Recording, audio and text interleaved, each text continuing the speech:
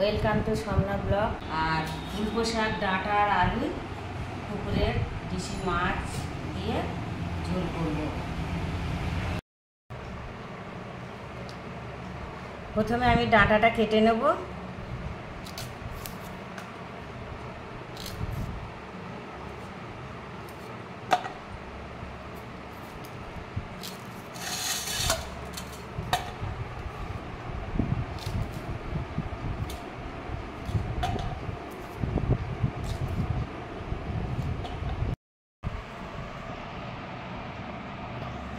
বন্ধুরা, ডাঁটা আমার কাটা হয়ে গেছে, এবার আমি আলুটা কেটে নেব।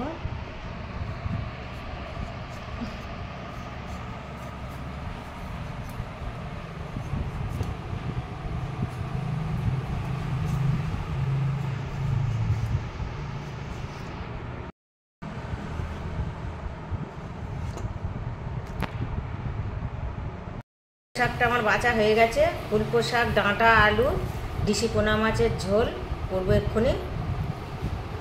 গরম হয়ে গেছে, আমি এবার মাছগুলোকে ভেজে নেব।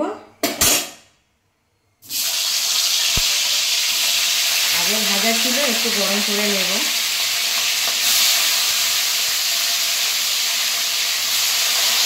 লাল লাল করে ভাজা হয়ে গেছে, এবার আমি তুলে নেব।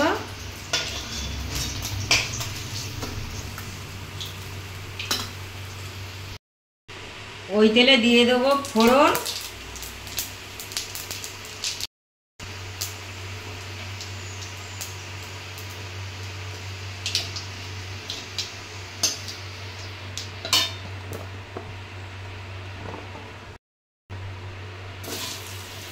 আলুগুলো দেব, একটু লাল লাল করে নেব।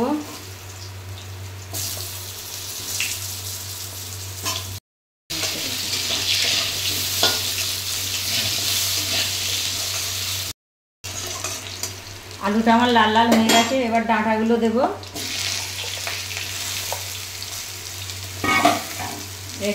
এক চামচ হলুদ দেব,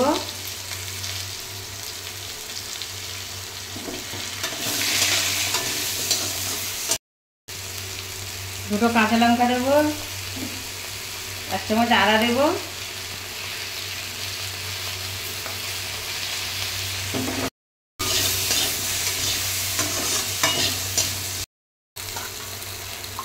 ফুলকো শাকটা দেব,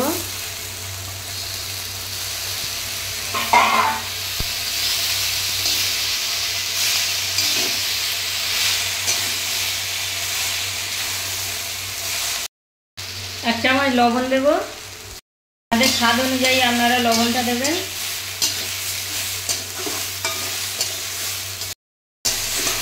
মশলা সবজি কষা হয়ে গেছে আমার, এবার আমি জল ঢেলে দেব।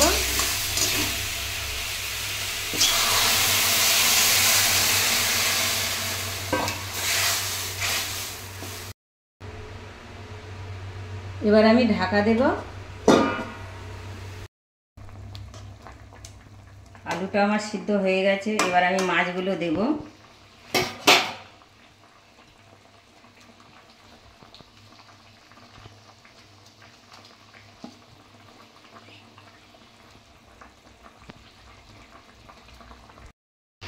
জিরে এক চামচ দেবো, জিরে গুঁড়ো এক চামচ,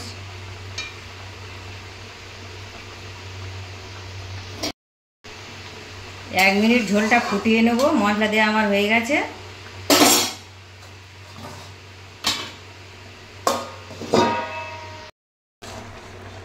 তরকারিটা ফুটে গেছে, এবার আমি নামিয়ে নেব।